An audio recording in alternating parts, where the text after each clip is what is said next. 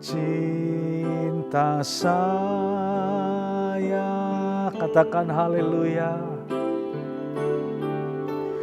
Haleluya.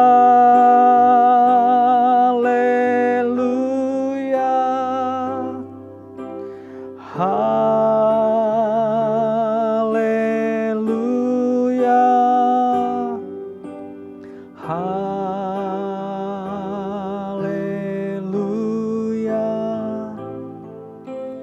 Haleluya. Haleluya. Haleluya.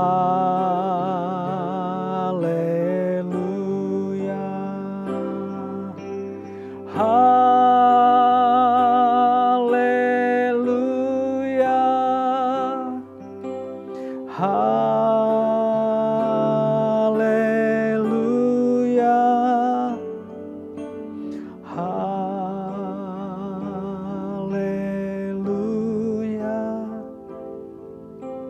Haleluya.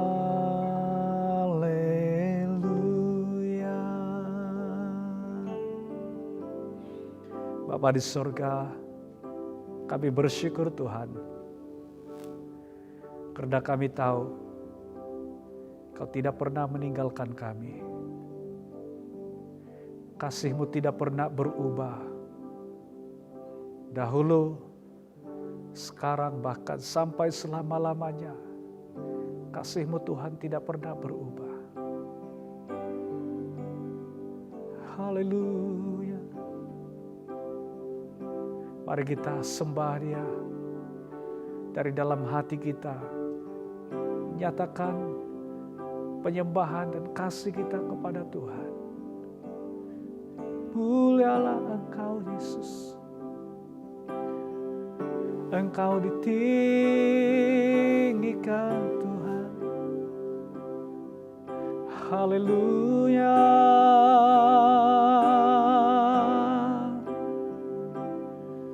Haleluya.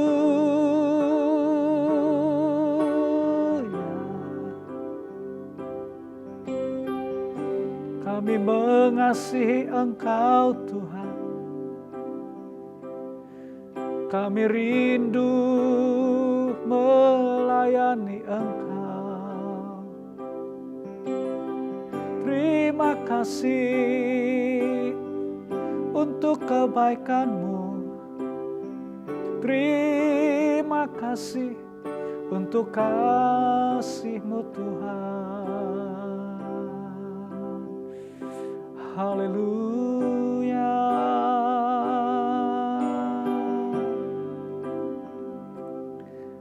Haleluya.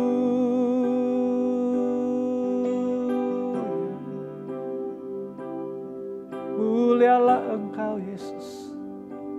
Kami tinggikan Engkau. Kami hormati Engkau Tuhan. Haleluya. Pada pagi ini Tuhan, Roh Kudus Engkau berbicaralah dalam setiap hati kami. Beri kami Tuhan roh hikmat dan wahyu untuk kami mengerti kebenaran firman-Mu. Biar firman Tuhan yang akan kami bersama-sama pelajari pagi ini, firman-Mu akan menguatkan kami. Firman-Mu akan semakin membuat kami percaya, semakin membuat kami taat kepada Engkau Tuhan, dengan ketaatan yang murni, ketaatan yang tulus, akan membuat kami semakin setia kepada Engkau Tuhan. Terima kasih Bapa di sorga. Karena saya percaya kekuatan kuasa Roh Kudus-Mu lah yang akan bekerja dalam setiap pribadi kami. Sementara hamba-Mu menyampaikan firman-Mu ini. Dalam keterbatasan hamba-Mu sebagai manusia biasa yang tidak sempurna, Roh Kudus-Mu lah yang menyempurnakan. Terima kasih Bapa. Kami bukakan hati kami. Siapkan hati kami. Seperti tanah yang subur. Ketika firman-Mu ditaburkan, firman-Mu itu tidak sia-sia. Ya bukan hanya menjadi berkat, menguatkan kami, tapi akan menguatkan orang lain. Terima kasih Bapa. Kami serahkan waktu kami mendengar firman-Mu pagi ini. Di dalam nama Tuhan Yesus. Dan kita yang siap untuk mendengar firman Tuhan pagi ini, mari kita katakan bersama, amin. Shalom sekali lagi kepada semua jemaat Tuhan. Pada minggu ini kita akan belajar firman Tuhan dengan satu tema, yaitu surga itu nyata. Kalau pada minggu lepas kita telah belajar firman Tuhan tentang neraka itu nyata, kita akan belajar pada hari ini tentang surga itu nyata. Mari kita kembali membaca firman Tuhan dari Injil Lukas pasal yang ke-16, ayat yang ke-19 hingga ayat 31, tentang Lazarus yang miskin, orang kaya, dan juga Abraham. Firman Tuhan berkata, ada seorang kaya yang selalu berpakaian jubah ungu dan kain halus, dan setiap hari ia bersukaria dalam kemewahan. Dan ada seorang pengemis bernama Lazarus, badannya penuh dengan borok, berbaring dekat pintu rumah orang kaya itu, dan ingin menghilangkan laparnya dengan apa yang jatuh dari meja orang kaya itu. Malahan anjing-anjing datang dan menjilat boroknya. Kemudian matilah orang miskin itu, lalu dibawa oleh malaikat-malaikat ke pangkuan Abraham. Orang kaya itu juga mati lalu dikubur, dan sementara ia menderita sengsara di alam maut, ia memandang ke atas, dan dari jauh dilihatnya Abraham dan Lazarus duduk di pangkuannya. Lalu ia berseru, katanya, Bapak Abraham, kasihanilah aku. Suruhlah Lazarus supaya ia mencelupkan ujung jarinya ke dalam air dan menyejukkan lidahku, sebab aku sangat kesakitan dalam nyala api ini. Tetapi Abraham berkata, anak, ingatlah bahwa engkau telah menerima segala yang baik sewaktu hidupmu, sedangkan Lazarus segala yang buruk. Sekarang ia mendapat hiburan dan engkau sangat menderita. Selain daripada itu, di antara kami dan engkau terbentang jurang yang tak terseberangi, supaya mereka yang mau pergi dari sini kepadamu, ataupun mereka yang mau datang dari situ kepada kami, tidak dapat menyeberang. Kata orang itu, kalau demikian, aku minta kepadamu, Bapa, supaya engkau menyuruh dia ke rumah ayahku. Masih ada 5 orang saudaraku, supaya ia memperingati mereka dengan sungguh-sungguh, agar mereka jangan masuk kelak ke dalam tempat penderitaan ini. Tetapi kata Abraham, ada pada mereka kesaksian Musa dan para nabi. Baiklah mereka mendengarkan kesaksian itu. Jawab orang itu, tidak Bapak Abraham, tetapi jika ada seorang yang datang dari antara orang mati kepada mereka, mereka akan bertaubat. Kata Abraham kepadanya, jika mereka tidak mendengarkan kesaksian Musa dan para nabi, mereka tidak juga akan mau diyakinkan sekalipun oleh seorang yang bangkit dari antara orang mati. Neraka itu nyata. Kalau neraka itu nyata, demikian juga surga. Surga itu nyata. Kisah orang kaya yang masuk neraka selepas kematiannya adalah kisah yang paling malang. Karena walaupun dia seorang yang kaya raya, boleh dikatakan dia tidak ada masalah dari segi keuangan. Bahkan firman Tuhan berkata dia bersukaria dalam kemewahannya setiap hari.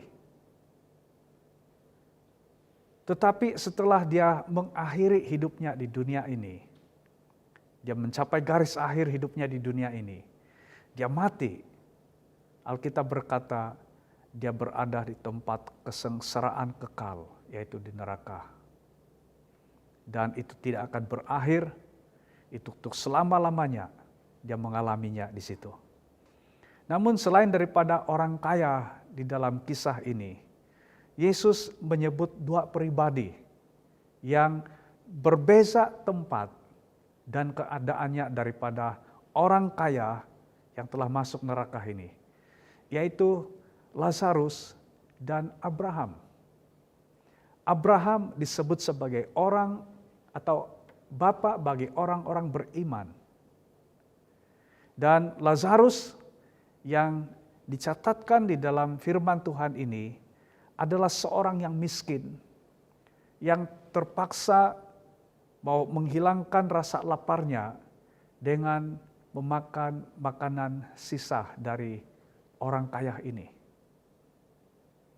Sedangkan Abraham, kita tahu bahwa dia adalah seorang yang sangat kaya raya dan dikatakan orang yang diberkati Tuhan. Bukan hanya diberkati oleh Tuhan, tetapi menjadi berkat kepada orang lain.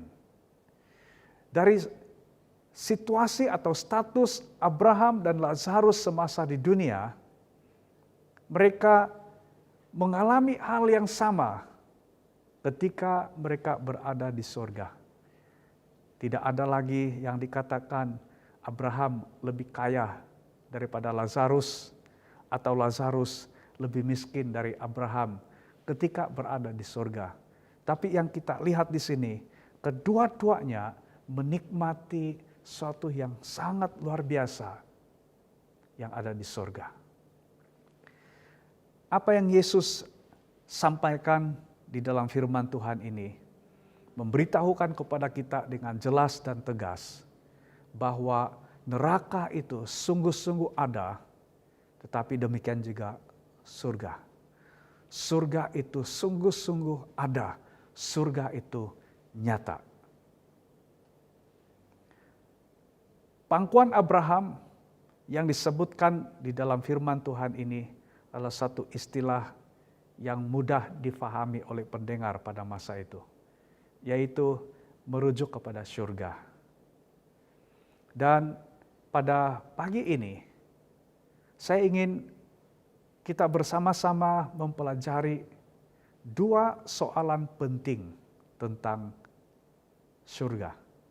Sama seperti neraka, ada dua soalan penting yang saya sudah sampaikan pada minggu yang lepas. Tentang apakah neraka itu? Neraka adalah tempat siksaan kekal. Dan kita juga telah belajar tentang di manakah neraka itu. Ramai orang lebih sibuk mencari di mana tempat sebenar neraka. Tapi pada minggu yang lepas kita belajar bahwa neraka itu berada di penghujung kehidupan orang yang tidak beriman kepada Yesus. Di penghujung kehidupan tanpa Kristus adalah neraka. Dan ingat, neraka adalah tempat siksaan. Siksaan yang tidak pernah dan tidak ada yang dapat dibandingkan dengan siksaan yang ada di dunia. Neraka adalah tempat siksaan untuk selama-lamanya. Bagaimana dengan surga? Di dalam ayat yang ke-20 hingga ayat 22 dalam pembacaan kita di Injil Lukas 16 tadi, firman Tuhan berkata, ada seorang pengemis bernama Lazarus. Lazarus diperkenalkan sebagai seorang pengemis atau seorang yang miskin dan terpaksa bergantung kepada belas kasihan orang lain. Tetapi yang nyata, Lazarus bukan hidup untuk makan, tetapi dia makan untuk hidup. Kalau kita bandingkan dengan orang kaya ini, dia bersukaria dalam kekayaannya setiap hari. Ini menyatakan bahwa orang kaya ini seperti hidup untuk makan, hidup untuk bersukaria. Tapi berbeda dengan Lazarus. Dia seorang yang serba kekurangan, dan bukan itu saja, dia adalah seorang yang berpenyakit. Dia berkudis, dan itu bukan satu jenis kudis yang biasa. Tapi itu mendatangkan bau, bukan hanya bau yang membuat tidak selesa, tetapi kesakitan, rasa gatal, itu sangat menyengsarakan. Dan dikatakan di sini, Lazarus berbaring dekat pintu rumah orang kaya itu dan ingin menghilangkan laparnya dengan apa yang jatuh dari meja orang kaya itu. Malah anjing-anjing datang dan menjelat boroknya. Inilah keadaan Lazarus. Tidak dikatakan adakah Lazarus seperti itu seumur hidupnya atau bagaimana. Tetapi firman Tuhan dengan jelas memberikan gambaran keadaan Lazarus yang sangat menderita pada waktu dia hidup di dunia. Ayat 22 dikatakan, kemudian matilah orang miskin itu, yaitu Lazarus, lalu dibawa oleh malaikat-malaikat ke pangkuan Abraham. Ini yang saya katakan tadi, pangkuan Abraham adalah satu istilah yang pada waktu itu mudah difahami, yang merujuk kepada surga. Lazarus dibawa ke pangkuan Abraham, dibawa ke surga, di mana Abraham juga ada di situ.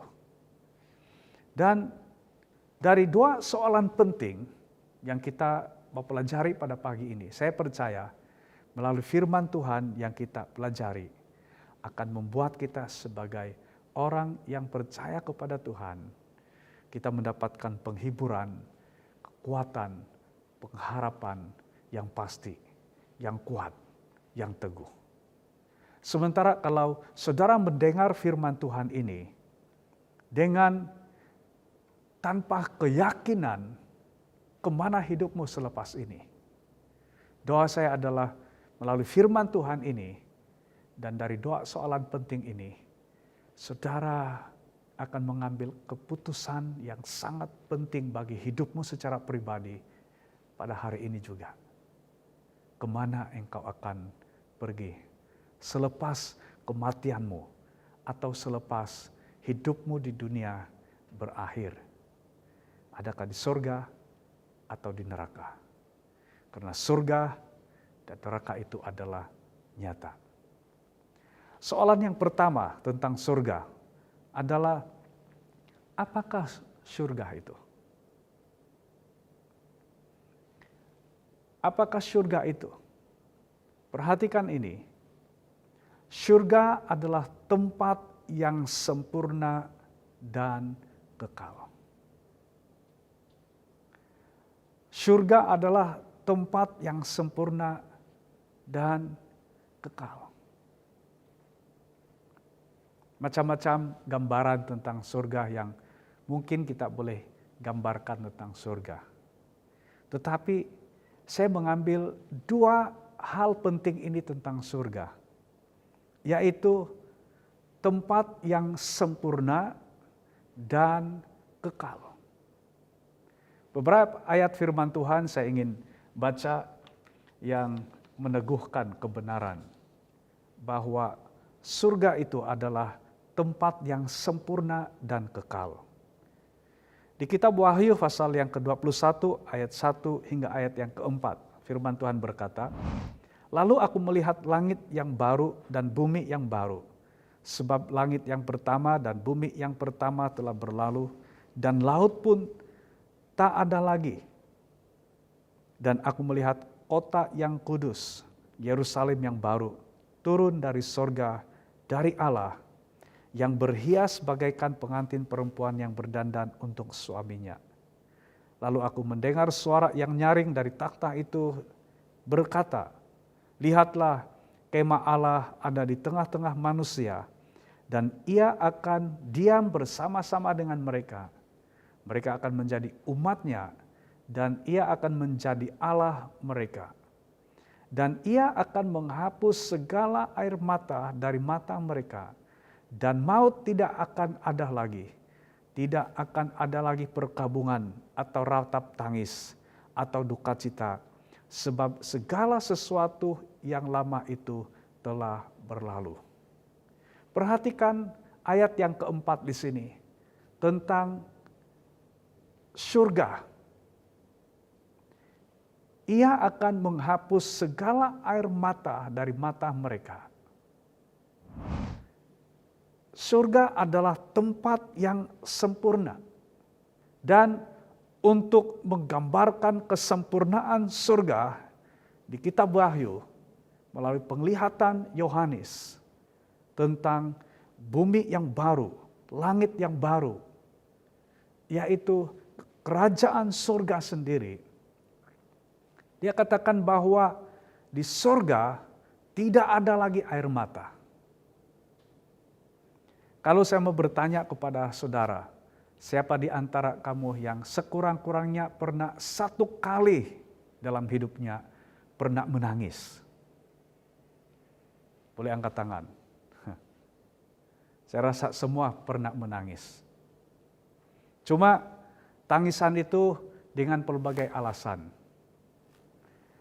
Tangisan masa kanak-kanak itu berbeza.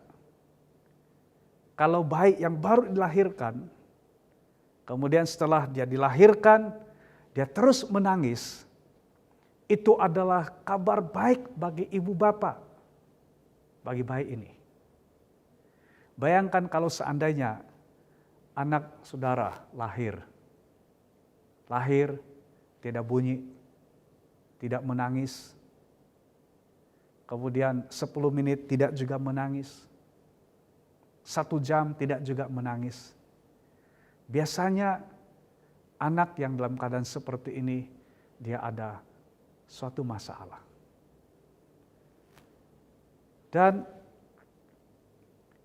bila anak itu mulai membesar dalam usia kanak-kanak, tangisan kanak-kanak ini pun pelbagai. Biasanya kalau anak kami OL, kalau dia minta sesuatu, dalam usia dia sekarang, baru dalam 5 tahun, antara senjata yang sangat berkesan yang dia gunakan, bila dia menginginkan sesuatu, meminta sesuatu, sama ada dari kami sebagai ibu bapak atau kepada kakaknya Chriselle, adalah cukup dengan dia menangis. Bila dia mulai menangis, dipujuk, tidak mau berhenti menangis, kecuali diberikan apa yang dia minta. Itu senjata yang sangat powerful bagi seorang anak kecil. Bila seorang mulai meningkat jadi remaja atau sudah dewasa, pelbagai tangisan yang muncul. Ada yang menangis karena rindu terpisah dengan ibu bapak, terpisah dengan keluarga.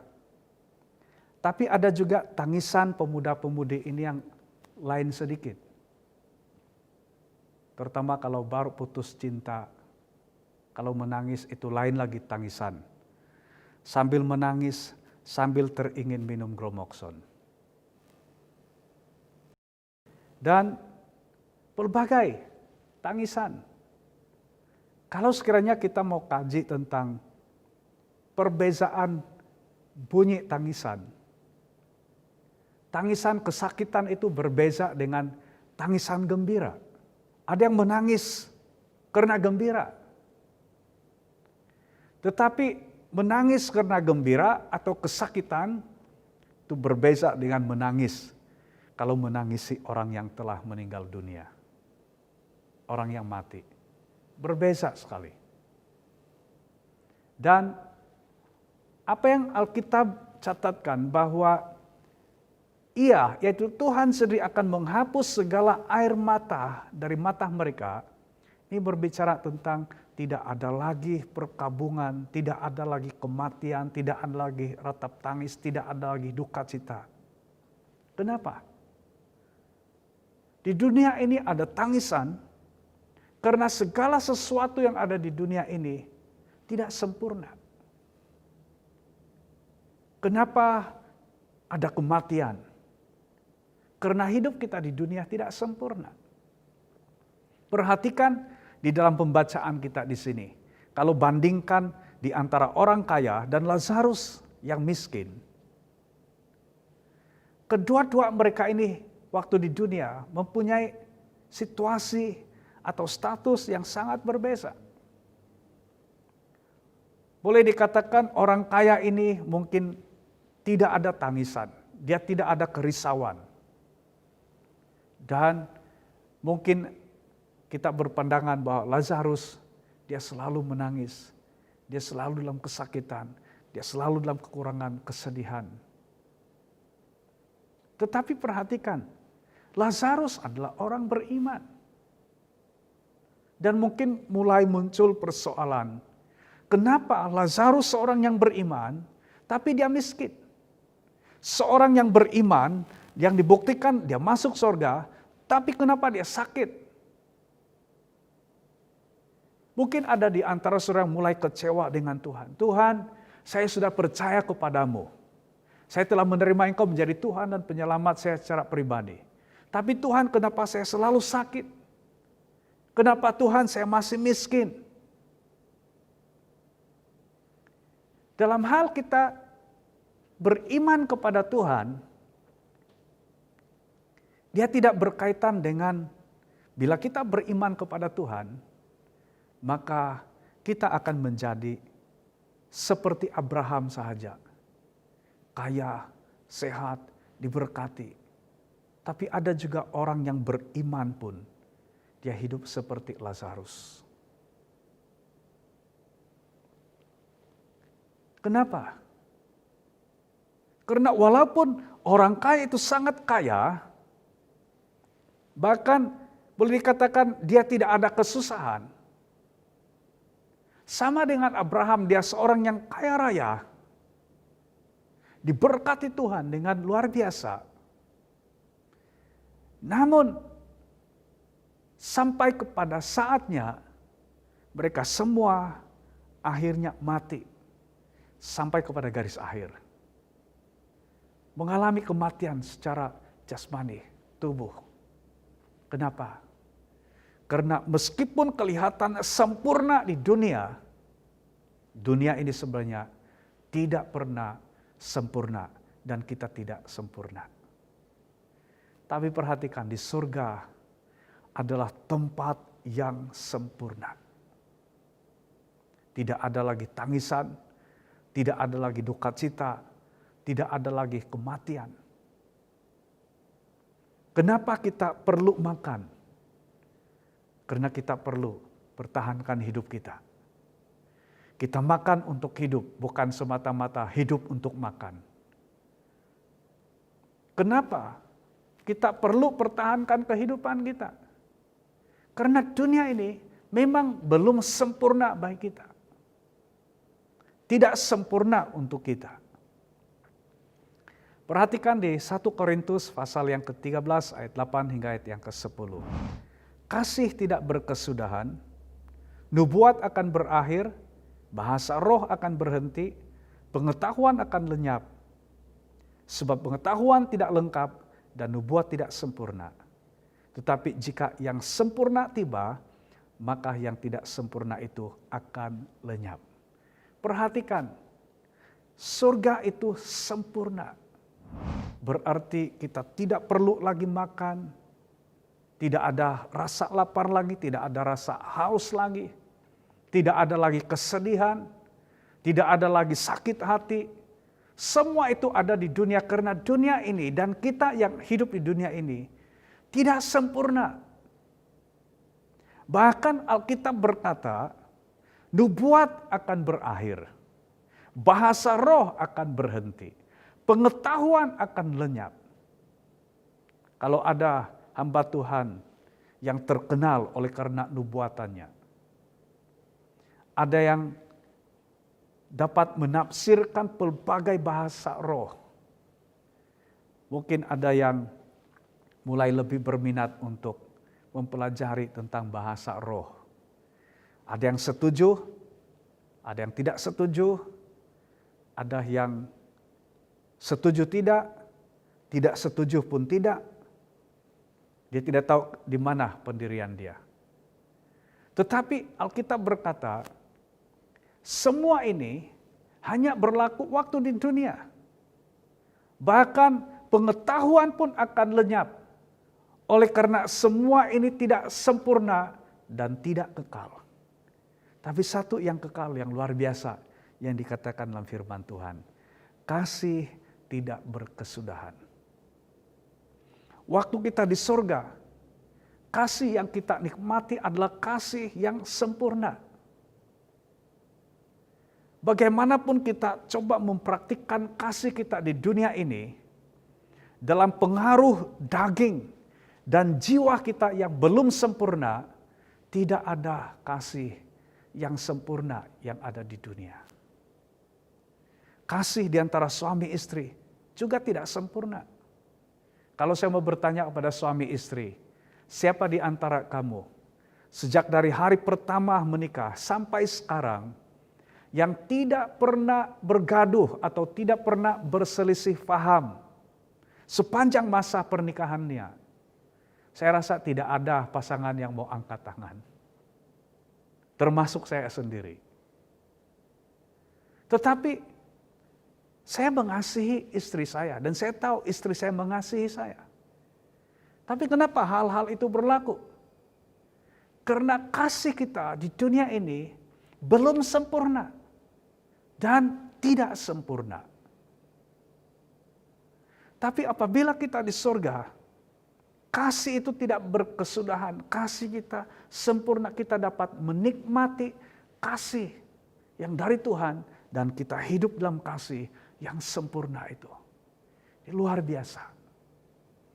Kepada anak-anak di sini, ingat ini baik-baik. Sebaik manapun ibu bapakmu, kasihnya belum sempurna. Dan kalau kamu merasakan bahwa kamu kekurangan kasih dari ibu bapak, jangan kepahitan. Jangan tinggalkan mereka. Karena memang kasih yang ada di dunia ini tidak sempurna. Demikian juga kalau di antara saudara-saudara. Biasanya kasih di antara saudara, adik-beradik akan semakin teruji apabila sudah meningkat dewasa. Dan biasanya antara masalah yang berlaku di antara adik-beradik yang dewasa, yang sudah berkeluarga adalah perebutan harta. Kadang-kadang berebut hak tanah. Kenapa terjadi seperti itu? Kasih tidak sempurna. Kalau nubuatan, bahasa roh itu, pengetahuan itu cukup baik, semua itu tidak sempurna dan itu semua akan lenyap. Itu tidak kekal. Karena di sorga kita tidak lagi memerlukan nubuatan. Di sorga kita tidak perlukan lagi bahasa roh. Di sorga kita tidak perlukan lagi pengetahuan. Karena di sorga kita semua sempurna.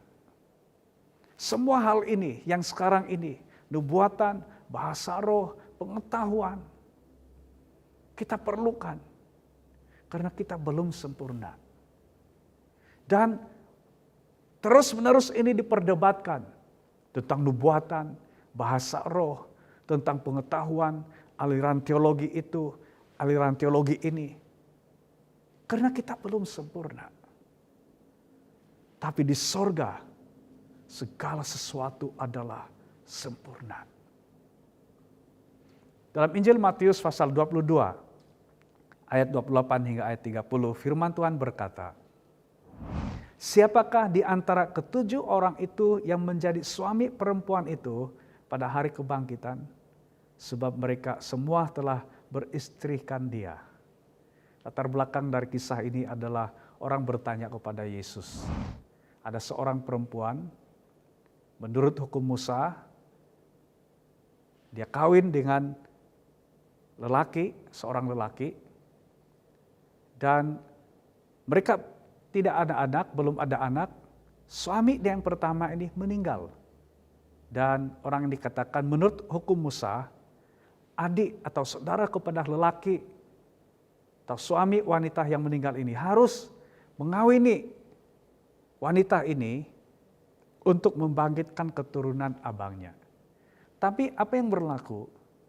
Dari suami pertama kepada semua saudara suami dia ini, dari yang pertama sampai yang keenam, semuanya mati tanpa meninggalkan anak kepada si istri ini, perempuan ini. Jadi perempuan ini telah bersuamikan 7 orang adik-beradik sewaktu hidupnya. Dan mereka bertanya, setelah mati, siapakah yang menjadi suami kepada perempuan ini. Dari ketujuh orang ini, semuanya pernah menjadi suami kepada perempuan ini. Nanti bila mereka mati atau di kebangkitan, siapa yang menjadi suami kepada perempuan ini? Coba saudara jawab, bagi jawaban kepada rekan di sebelah kiri kanan. Suami yang pertama, yang kedua, ketiga, atau yang ketujuh? Nah, apa kata Yesus? Yesus menjawab mereka, ayat 29. Kamu sesat sebab kamu tidak mengerti kitab suci maupun kuasa Allah. Sebab orang-orang ini berpikir bahwa di sorga atau selepas kebangkitan orang mati atau selepas kematian, maka ada lagi status suami istri atau ada lagi kesempatan untuk berkahwin. Dan kalau sampai ada yang mengajarkan di neraka masih ada pesta perkawinan, itu sangat sesat. Termasuk kalau seringnya ada ajaran, di sorga nanti kamu akan dibekalkan dengan 70 orang bidadari. Apa kata firman Tuhan? Apa kata Yesus? Ayat 30. Karena pada waktu kebangkitan, ini juga merujuk kepada waktu kita sudah meninggal, tubuh jasmani kita ini meninggal, mati, roh kita tetap hidup. Orang tidak kawin dan tidak dikawinkan, melainkan hidup seperti malaikat di sorga. Ini kabar baik bagi anak-anak muda yang sampai hari ini belum ada pasangan hidup. Bahwa di sorga tidak ada lagi kawin dan mengawinkan. Maksudnya apa? Di sorga semuanya sempurna. Bahkan tidak ada lagi status, oh kamu perempuan, kamu lelaki. Di sorga tidak ada lagi jantina. Karena jantina apapun yang ada di dunia tetap tidak sempurna. Tapi Yesus katakan, kita akan hidup sama seperti malaikat di sorga. Sempurna adanya. Walaupun pasangan suami istri menikmati kebahagiaan bersama-sama di dunia, ia tidak sebanding dengan kesempurnaan hidup kita di sorga. Firman Tuhan ini sangat luar biasa. Kebenaran ini sangat menguatkan saya secara pribadi. Bahwa surga adalah tempat yang sempurna dan kekal. Kenapa saya menggunakan perkataan sempurna, bukan indah, bukan bahagia semata-mata. Sempurna maksudnya, kalau soal indah, indah yang sempurna. Kalau seandainya kita gambarkan surga itu dipenuhi dengan emas permata. Kita berpikir emas dan permata itulah yang sempurna. Sebenarnya sempurna lebih daripada emas, lebih daripada permata. Kalau ada tempat di mana ada pemandangan yang saudara mungkin katakan ini yang paling sempurna, ini yang paling cantik, itu belum sempurna. Dan kalau seandainya saudara berkata, oh bunga ini sangat cantik, sangat sempurna, itu pun tidak sempurna. Kalau orang menggambarkan di surga akan ada banyak bunga, itu bukan gambaran tentang kesempurnaan. Bunga yang secantik apapun yang ada di dunia, satu waktu nanti, waktu tertentu, bunga itu akan layu. Kenapa? Dalam waktu tertentu kelihatan sangat cantik, sangat harum. Tapi sampai waktunya, dia jadi layu, jadi buruk, jadi busuk. Kenapa? Karena tidak sempurna. Bunga terbesar di dunia, Rafflesia, itu menarik ramai orang pengkaji tentang Replesia ini. Ada pemimpin kita yang memang dia mempunyai kepakaran dalam bidang Replesia. Saya kenal rapat dengan dia waktu mulai melayani di SAB Pekan Renau pada tahun 96 dan 97, yaitu Dr. Jamili Nais. Dia sekarang seorang penatua dan dahulunya dia adalah pengarah Taman-Taman Sabah yang sekarang dinaikkan pangkat sebagai setiausaha tetap Kementerian Pelancongan di Sabah. Dan dia mempunyai kepakaran dalam bidang Replesia. Replesia adalah bunga yang sangat cantik, sangat besar, dan menarik ramai orang untuk mengkaji. Bahkan ada yang sanggup menunggu berjam-jam lamanya untuk merekam, mengambil gambar, mengkaji bagaimana Replesia itu mulai mengembang. Dari dia mulai mengembang sampai betul-betul dia mengembang. Tapi tahukah saudara, Replesia ini bila dia expired, bila dia sudah tamat tempo, dia akan membusuk dan bau dia sangat busuk sekali. Suatu yang menarik, tapi sangat berbau busuk. Kenapa? Karena itu pun tidak sempurna. Di sorga nanti, kalau masih ada bunga, ada pemandangan, ada emas, ada permata, semuanya sempurna. Terlebih daripada itu adalah diri kita sempurna adanya. Dan kesempurnaan kita adalah kekal. Tubuh kita ini tidak sempurna. Dari muda akan menjadi tua.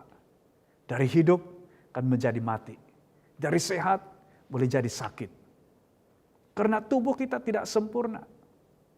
Bahkan orang percaya sendiri pun jiwanya belum sempurna. Masih marah, masih kecewa, masih rasa kepahitan. Tetapi sebagai orang percaya kita tidak dikuasai dengan semuanya itu. Karena kita hidup dalam kuasa pengampunan Tuhan. Itu yang memungkinkan kita mengampuni orang lain. Sehingga kita tidak dikuasai oleh kemarahan, kita tidak dikuasai oleh kepahitan, tapi ada roh yang mengampuni. Tapi di surga nanti, tubuh kita adalah tubuh yang sempurna, jiwa kita adalah jiwa yang sempurna, selain daripada roh kita yang memang sudah sempurna adanya sejak daripada roh kita telah dilahirkan kembali melalui iman kita secara pribadi kepada Yesus. Roh, jiwa, dan tubuh kita sempurna adanya. Tidak ada lagi duka cita, tidak ada lagi kemarahan, tidak ada lagi kekecewaan, tidak ada lagi rasa penat, tidak ada lagi rasa haus. Semua keinginan-keinginan daging yang kita rasakan di dunia ini, itu tidak lagi ada di sorga. Karena di sorga kita sempurna. Hanya ini yang dapat saya berikan gambaran tentang apakah surga itu. Surga adalah tempat yang sempurna dan bukan hanya sempurna, bukan hanya perfect, tetapi kekal. Selama-lamanya di surga segala sesuatu adalah sempurna. Roh, jiwa, dan tubuh kita, bahkan semua yang ada di surga adalah sempurna. Waktu di surga nanti, kau masih kenal suamimu, kau masih kenal dia adalah istrimu waktu di dunia. Tapi tidak ada lagi istilah hubungan suami istri di sana. Tidak ada lagi istilah hubungan bapak dan anak di sana. Karena semua sempurna adanya. Dan kalau seandainya masih boleh ingat di dunia, suamimu tidak sempurna, istrimu tidak sempurna, engkau tidak dapat melihat lagi ketidaksempurnaan orang-orang itu ketika kita berada di sorga. Segala sesuatu adalah sempurna. Kalau ada yang katakan di sorga nanti ada minuman keras, di sorga nanti ada bidadari, itu masih dalam ciri-ciri tidak sempurna. Masih ingin minum, masih ingin pasangan seks, semua itu karena tidak sempurna. Dan itu bukan gambaran sorga yang sebenar. Tapi sorga yang Yesus ajarkan, yang Yesus tunjukkan adalah tempat yang sempurna dan kekal. Selepas ini, mulai renungkan tentang apa sebenarnya sempurna itu. Dan engkau akan semakin mengerti tentang apakah surga itu. Pertanyaan yang kedua yang saya ingin kongsikan adalah bagaimanakah kita dapat masuk ke surga? Kalau di topik neraka itu nyata, pertanyaan yang kedua adalah di manakah neraka itu? Mungkin ada yang bertanya, Pastor, kenapa pertanyaan kedua untuk surga ini bukan di manakah surga itu?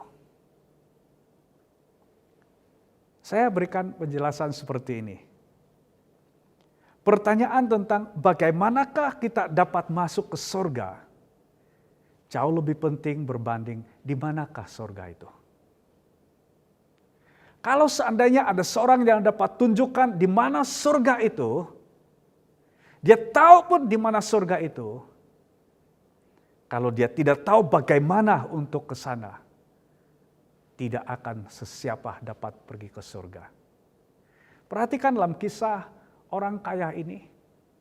Dia merasa begitu kesakitan, sengsara, dan itu akan dia alami selama-lamanya di api neraka. Dan dia minta kepada Abraham satu permintaan yang sangat kecil berbanding dengan keperluan Lazarus waktu dia hidup di dunia, yang hanya makan sisa makanan daripada orang kaya ini.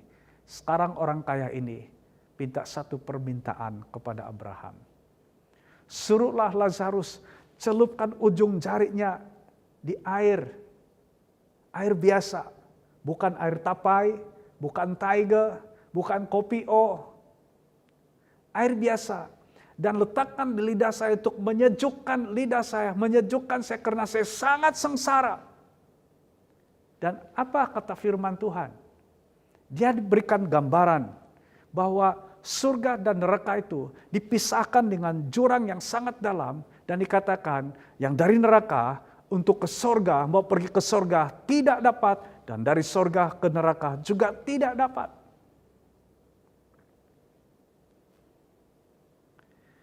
Apalagi kalau sekiranya hidupmu berakhir di neraka. Kau tidak akan ada peluang dan kemungkinan lagi untuk masuk surga. Pertanyaan yang kedua ini sangat penting. Bagaimanakah kita dapat masuk ke surga? Ini jauh lebih penting daripada di manakah surga itu.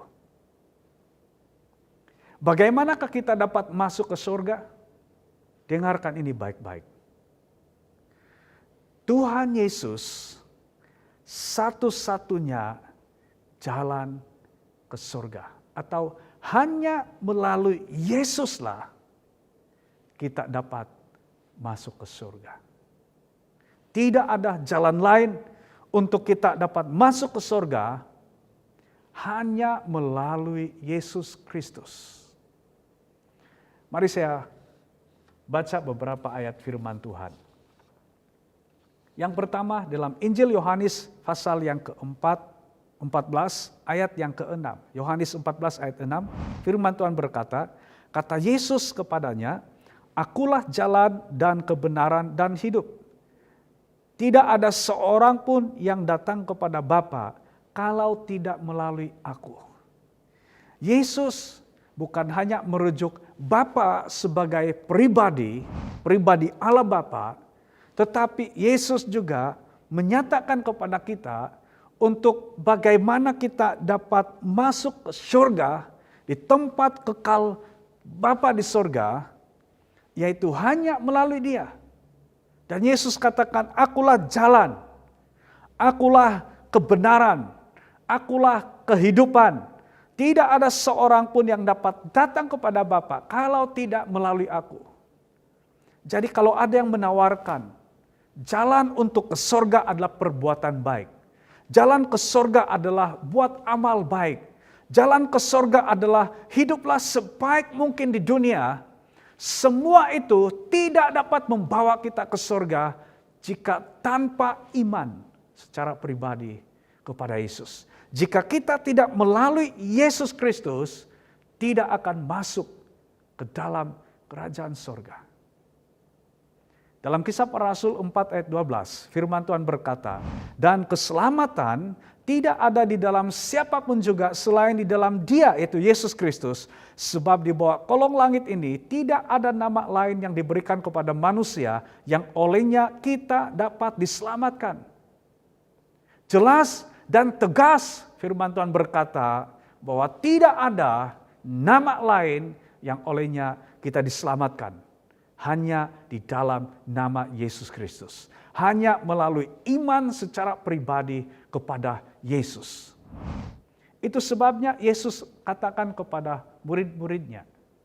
Setelah murid-muridnya kembali dari pelayanan, mereka sangat gembira. Oleh karena setan pun tunduk kepada mereka, taat kepada mereka dalam nama Yesus. Tapi Yesus beri pesan kepada murid-muridnya. Lukas 10 ayat 20 dikatakan, namun demikian, janganlah bersukacita karena roh-roh itu takluk kepadamu, tetapi bersukacitalah karena namamu ada terdaftar di sorga. Ini satu yang luar biasa sekali. Pada minggu yang lepas, saya berikan satu soalan atau saya ajukan satu soalan. Adakah namamu sudah tertulis, sudah tercatat dalam kitab kehidupan, sudah tercatat di surga atau tidak? Bagaimana supaya nama kita tertulis dalam kitab kehidupan? Yaitu melalui iman kita secara pribadi kepada Yesus. Percaya dan terima Yesus menjadi Tuhan dan penyelamat secara pribadi. Karena hanya melalui iman kepada Yesus, hanya itulah jalan satu-satunya untuk kita masuk ke surga, tempat yang sempurna dan kekal itu. Kitab Wahyu 20 ayat 15, firman Tuhan berkata, dan setiap orang yang tidak ditemukan namanya tertulis di dalam kitab kehidupan itu, ia dilemparkan ke dalam lautan api. Lihat satu perbezaan. Tanpa iman kepada Yesus, confirm dia akan hidup untuk selama-lamanya di api neraka. Karena di penghujung kehidupan tanpa Kristus adalah neraka. Tapi di penghujung kehidupan orang yang berjalan bersama dengan Yesus, orang yang setia ikut Yesus, orang yang beriman kepada Yesus adalah surga. Wahyu pasal 21 ayat 22 hingga ayat 27. Dan aku tidak melihat bait suci di dalamnya, sebab Allah Tuhan yang Maha Kuasa adalah bait sucinya. Gereja apapun, secanggih apapun gereja yang ada di dunia, masih tidak sempurna. Kalau kita di SIB Serdang, apa yang kita dapat gunakan untuk dapat berkomunikasi satu dengan yang lain, dengan jemaat, tidak dapat dibandingkan dengan gereja yang lain yang peralatan, kelengkapan, dan sumber daya manusia mereka yang jauh lebih canggih. Saya ingin supaya jemaat Tuhan dapat memberikan penghargaan kepada tim media kita di SIB Serdang. Yang saya tahu selepas mereka merekam khotbah ini, bukan satu masa yang singkat yang mereka berikan untuk edit, perbaiki, sampai message firman Tuhan ini dapat disampaikan kepada saudara. Berikan tepuk tangan untuk Yoel, untuk Priska, untuk Ron atau Ronaldo, dan mungkin ada yang terlibat yang saya tidak sebutkan. Tapi saya percaya dengan tepuk tangan kami ini, kamu tidak akan kehilangan berkat di sorga juga. Ya. Kita tidak sebanding dengan gereja yang lain.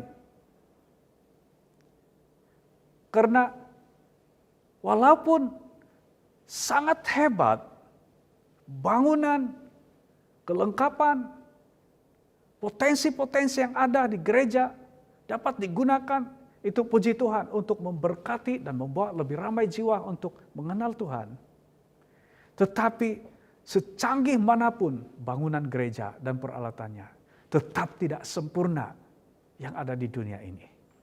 Perhatikan apa yang Alkitab berkata, aku tidak melihat bait suci di dalamnya. Sebab Allah, Tuhan yang Maha Kuasa, adalah bait sucinya sendiri.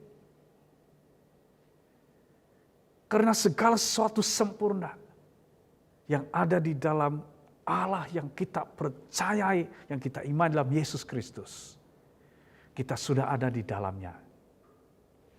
Demikian juga anak domba itu, yaitu Yesus Kristus. Dan kota itu tidak memerlukan matahari dan bulan untuk menyinarinya. Sebab kemuliaan Allah meneranginya dan anak domba itu adalah lampunya. Perhatikan di sini, kalau semasa kita di dunia, bayangkan kalau kita yang hidup di garisan Khatulistiwa, kita dapat menikmati 12 jam siang dan 12 jam malam. Di tempat yang lain, mungkin waktu siang dia lebih pendek, waktu malam dia lebih panjang. Ada juga yang waktu malam lebih pendek, waktu siang lebih panjang, lebih lama. Tetapi perhatikan di sini, di surga kita tidak lagi memerlukan matahari dan bulan. Karena yang menyinari kita adalah kemuliaan Allah sendiri. Betapa luar biasa. Dan ini menunjukkan bahwa di sorga kita tidak dibatasi oleh waktu lagi. Karena di sorga sempurna, kekal untuk selama-lamanya. Tidak ada lagi 12 jam siang, tidak ada lagi 12 malam. Tidak ada lagi launching ibadah. Tidak ada lagi yang perlukan jam untuk menetapkan waktunya. Tidak ada lagi yang terkejar-kejar masa untuk pergi kerja. Karena segala sesuatu sempurna. Dan seterusnya dikatakan, dan bangsa-bangsa akan berjalan di dalam cahayanya, dan raja-raja di bumi membawa kekayaan kepadanya. Dan pintu-pintu gerbang tidak akan ditutup pada siang hari, sebab malam tidak akan ada lagi di sana. Dan kekayaan dan hormat bangsa-bangsa akan dibawa kepadanya. Dan perhatikan ayat 27. Tetapi tidak akan masuk ke dalamnya sesuatu yang najis, atau orang yang melakukan kekejian atau dusta, tetapi hanya mereka yang namanya tertulis di dalam kitab kehidupan anak domba itu. Hanya orang-orang yang namanya tertulis dalam kitab kehidupan anak domba itu, yaitu Yesus Kristus. Hanya orang yang telah percaya menerima Yesus menjadi Tuhan dan penyelamatnya secara pribadi, setia ikut Yesus sampai garis akhir hidupnya, mereka inilah yang akan masuk dalam kerajaan surga.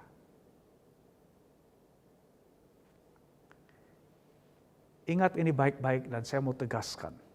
Hanya melalui iman secara pribadi kepada Tuhan Yesus Kristus, dosa kita diampuni.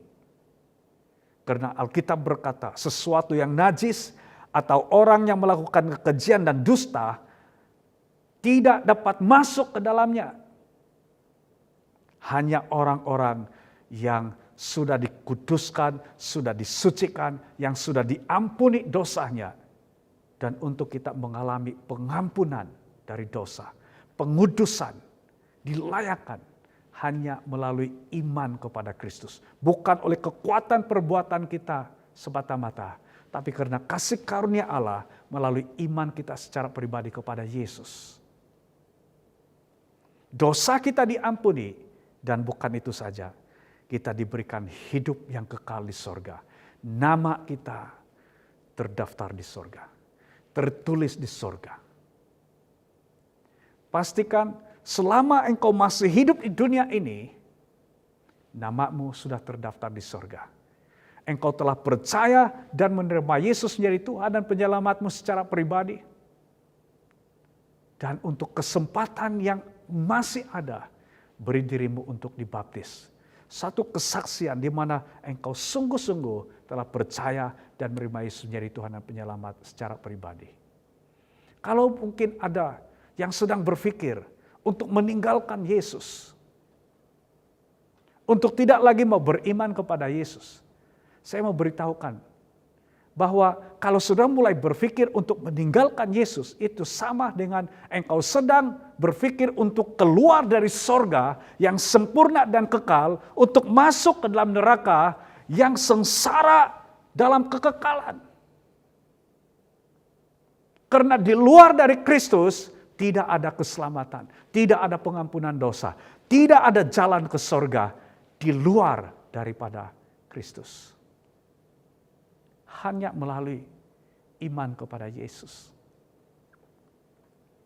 Dan sesuatu yang menghiburkan kita, apapun pergumulan, apapun masalah yang kita sedang hadapi, itu tidak sebanding dengan apa yang kita akan nikmati di sorga untuk selama-lamanya. Tempat yang sempurna, tidak ada lagi kesedihan, tidak ada lagi air mata, tidak ada lagi duka cita, tidak ada lagi rasa lapar, tidak ada lagi keinginan daging seperti yang kita alami sewaktu di dunia. Tidak ada lagi perasaan-perasaan negatif yang kita alami dalam jiwa kita semasa kita di dunia yang tidak sempurna ini. Tapi kita akan hidup sempurna di hadapan Tuhan. Kalau saudara berkata, di sorga saya sehat sepenuhnya, maka yang sebenarnya kita katakan, di sorga engkau sempurna. Kalau sudah katakan, di sorga nanti saya akan cantik. Di sorga bukan soal kecantikan, tapi engkau sempurna. Kalau engkau katakan, di sorga saya akan bergembira. Ya bukan soal hanya gembira, tapi engkau sempurna. Jadi sempurna ini melebihi daripada semua apa yang kita boleh katakan tercantik, terbaik, tersedap, atau apapun yang ada di dunia ini.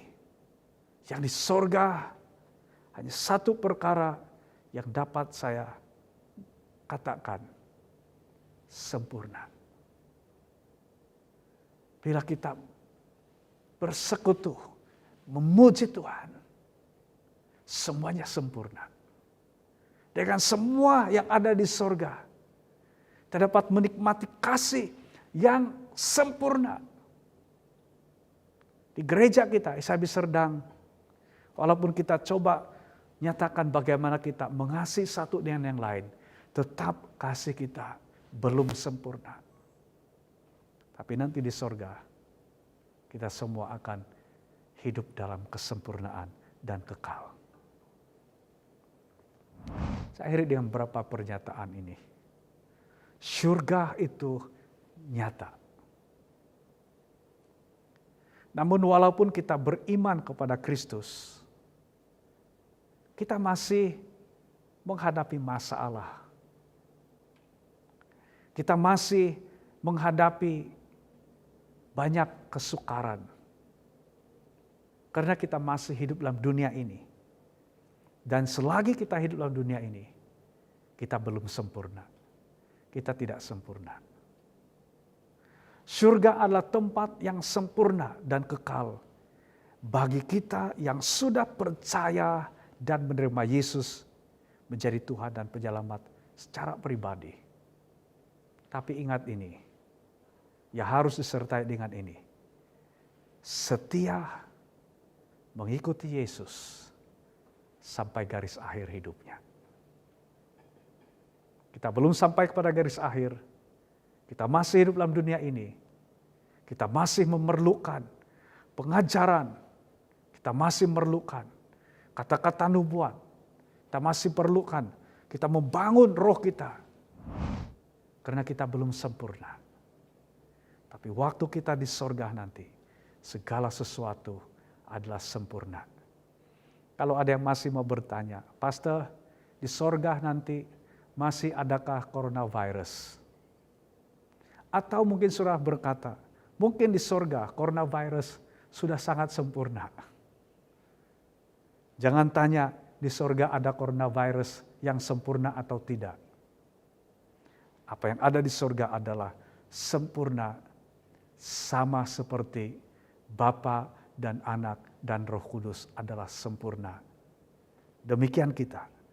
Bila kita hidup untuk selama-lamanya dengan Tuhan di sorga, kita sempurna. Sempurna. Luar biasa.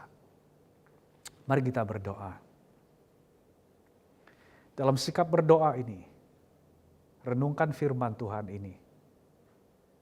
Message yang Tuhan sampaikan kepada kita dalam 2 minggu ini. Kita telah mendengar bahwa neraka itu nyata.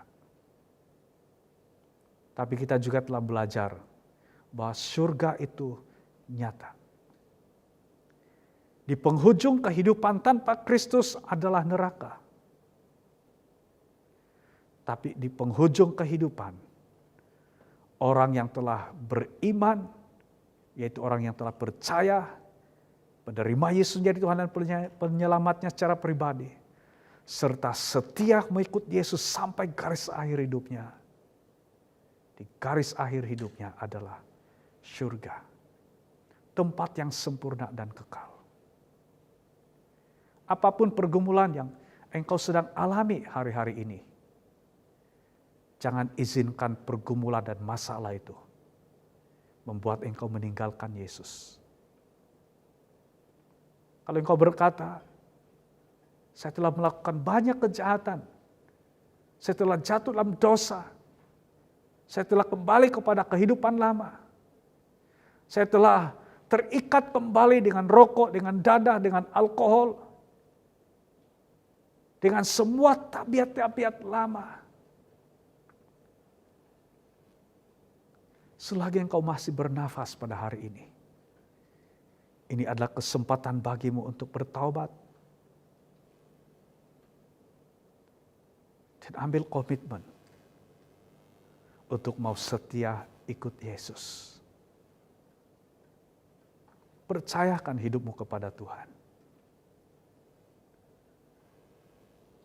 Ikut Yesus dengan setia. Mengikut Yesus dengan setia, biarlah itu menjadi kesukaan bagimu secara pribadi. Melayani Tuhan dengan setia, biar itu yang menjadi sesuatu yang membuat engkau bersukacita melakukannya.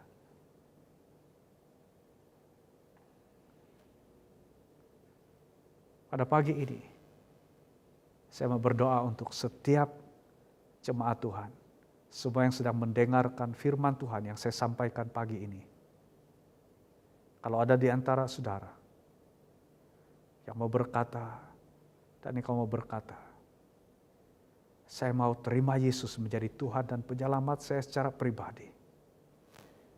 Karena saya telah mendengar kebenaran ini, bahwa hanya melalui Yesus satu-satunya jalan ke surga. Hari ini saya mau buka hati saya. Percaya dan menerima Yesus menjadi Tuhan dan Penyelamat. Penguasa hidup saya. Memegang hidup saya. Kalau ini adalah satu yang kau rindukan, yang kau maukan, angkat tangan kananmu dan letak tangan kiri di dadamu. Dan saya mau berdoa bagi saudara. Bapa di sorga, Engkau melihat setiap orang yang sedang meresponi firman Tuhan ini, yang sedang mengangkat tangannya, tanda suatu komitmen atau suatu tindakan iman.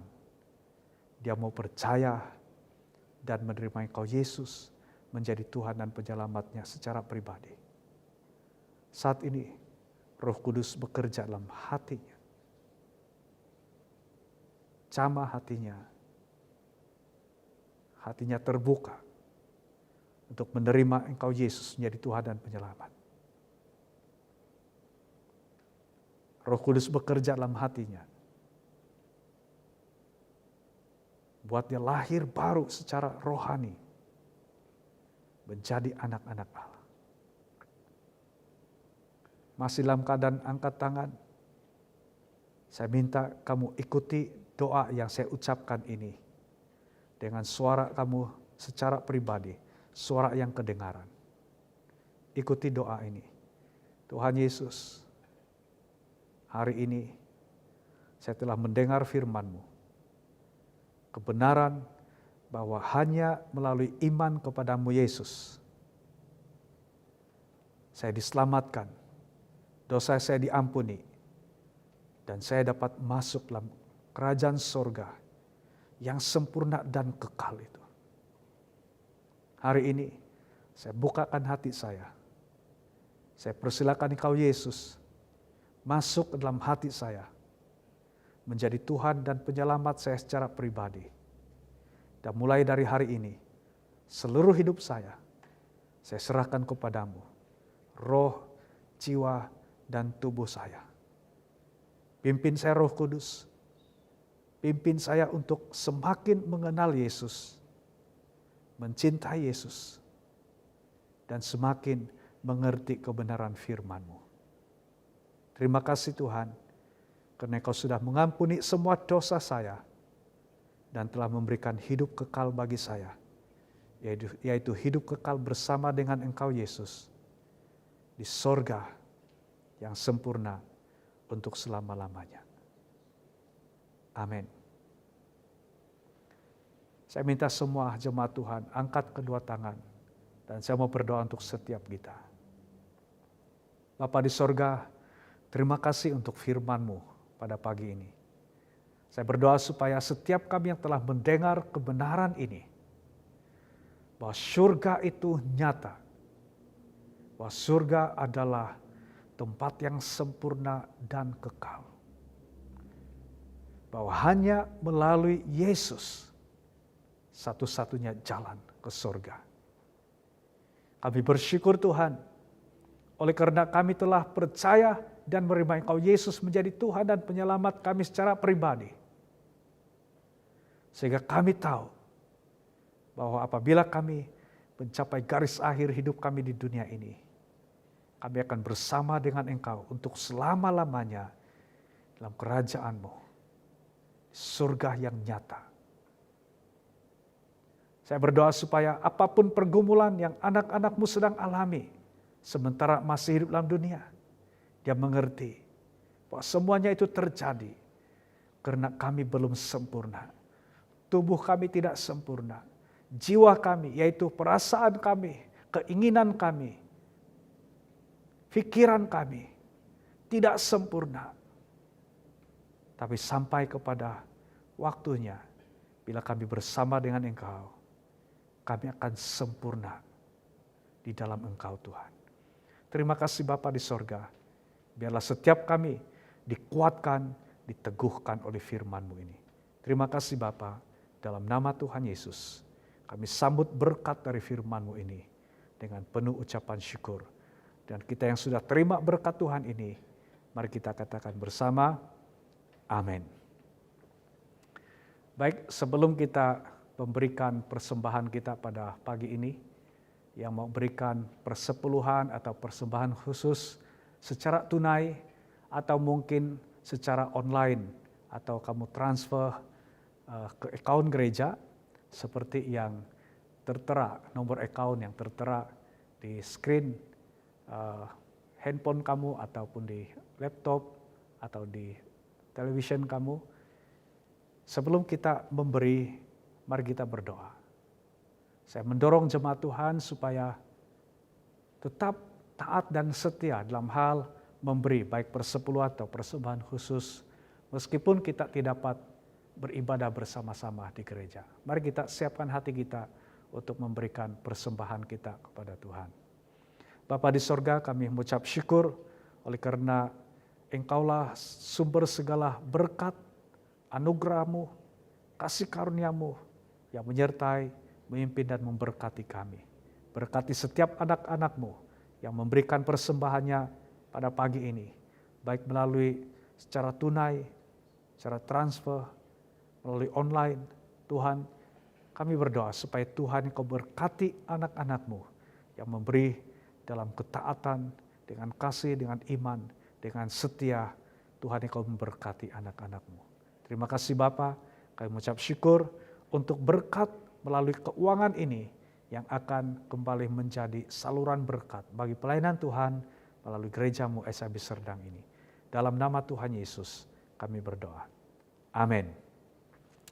Baik, sebelum kita mengakhiri ibadah pada pagi ini, saya ingin sampaikan beberapa pengumuman. Yang pertama, meskipun diberitahukan akan ada kelonggaran beribadah di gereja bermula pada 10 hari bulan, yaitu selepas tempo PKPB berakhir pada 9 Mei ini. Namun sehingga pihak kepimpinan gereja memberikan pemberitahuan, barulah kita akan adakan kebaktian di gereja. Apa-apa yang berkaitan tentang ibadah umum kita di gereja akan kami sebagai pihak kepimpinan gereja maklumkan kepada jemaat dari masa ke semasa. Buat masa ini kita masih kekalkan persekutuan kita dari rumah masing-masing atau di rumah masing-masing, dan firman Tuhan akan terus disampaikan secara online seperti ini, dan kita dapat bersekutu satu dengan yang lain di rumah masing-masing. Yang berikutnya adalah kelas pemuridan SMY. Walaupun ini masih dalam peringkat kami memperhalusi cara dan sistem pelaksanaan kelas pemuridan untuk angkatan yang ke-13 nanti, yang dijangka akan mulai dilaksanakan pada bulan Juli atau bulan 7 ini nanti. Tetapi saya ingin memberitahukan lebih awal supaya jemaat Tuhan bersedia. Bahwa di dalam pelaksanaan kelas pemuridan SMY bagi angkatan yang ke-13 yang dijangka akan dimulakan pada bulan Juli tahun ini, kita akan adakan secara online. Tetapi akan ada sistem yang akan memandu, yang akan menolong kita. Dan kelas pemuridan ini akan lebih terbuka, bukan hanya untuk jemaat kita di SIB Serdang, tetapi untuk saudara, untuk teman-teman kamu, di mana mereka berada, yang rindu untuk mengikuti kelas pemuridan atau rindu untuk dimuridkan. Dan saya menggalakkan supaya jemaat yang sudah pernah mengikuti kelas pemuridan ini, di mana kamu sudah boleh menjadi facilitator, ataupun yang pernah menjadi facilitator, pernah menjadi supervisor, pernah menjadi EJK, tapi dalam beberapa angkatan ini kamu tidak ikut terlibat. Tapi rindu melalui kelas pemuridan SMY secara online ini kamu mau terlibat. Kamu mulai doakan sekurang-kurangnya 2 pribadi yang kamu mau bawa dan yang kamu mau dampingi dalam kelas pemuridan. Akan ada bimbingan nanti bagaimana cara untuk kita mendampingi dan pelaksanaan dia melalui kelas pemuridan online ini, dan kami akan beritahukan dari masa ke semasa. Sekarang ini sedang memperhalusi semua sistem pelaksanaan kelas pemuridan secara online yang dijangka akan bermula pada bulan Juli ini. Dan kita juga terus doakan supaya kita semakin memberi impact kepada lebih ramai jiwa Mungkin orang yang akan mengikuti kelas pemuridan angkatan yang ke-13 ini adalah ibu bapak kamu di kampung. Mungkin dia adalah abang atau kakak kamu, atau adik kamu, atau seorang saudara kamu, seorang sahabat kamu yang mau dan mungkin saudara tidak jangka melalui kelas pemuridan itu dia dilahirkan kembali. Dia percaya dari bayi Yesus menjadi Tuhan dan Penyelamat. Hidupnya berubah, dia bertaubat dari dosanya. Dan mulai doakan sekurang-kurangnya 2 pribadi, 2 orang untuk saudara mau berkomitmen membawa dia bersama dalam kelas pemuridan angkatan yang ke-13 ini nanti. Dan terima kasih juga kepada semua jemaat Tuhan atas sokongan doa dan juga melalui keuangan yang terus-menerus disalurkan melalui gereja kita SAB Serdang. Baik, sampai di sini sejak pengumuman dan mari kita akhiri ibadah kita pagi ini dengan doa. Mari kita angkat kedua tangan kita dan terima berkat dari Tuhan. Jemaat Tuhan yang dikasihi, biarlah damai sejahtera dari Bapa, kasih karunia dari Tuhan kita Yesus Kristus, pertolongan serta penghiburan Roh Kudus menyertai kita semua dari hari ini sampai Maranatha, yaitu sampai Tuhan Yesus datang untuk kedua kalinya, bahkan sampai selama-lamanya. Dimanapun saudara berada, ingatlah bahwa Yesus adalah Immanuel. Dia adalah Allah yang menyertai kita di mana dan bila saja. Dimanapun Tuhan letakkan kita, ingatlah bahwa kita adalah saksi-saksi Kristus. Kita adalah terang bagi dunia ini. Kita adalah garam bagi dunia ini.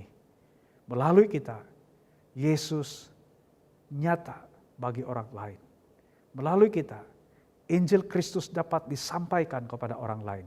Melalui kita, orang akan diberkati. Melalui kita, orang akan percaya dan menerima Yesus menjadi Tuhan dan Penyelamatnya secara pribadi. Terima kasih Tuhan untuk berkat-Mu bagi setiap kami yang ada di rumah atau dimanapun anak-anak-Mu berada saat ini.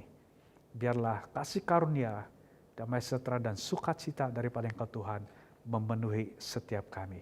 Terima kasih Bapa, kami sambut dengan penuh ucapan syukur berkat-Mu melalui ibadah kami pada pagi ini. Dalam nama Tuhan Yesus. Dan kita yang sudah terima berkat Tuhan ini, mari kita katakan bersama, amin. Tuhan memberkati kita semua.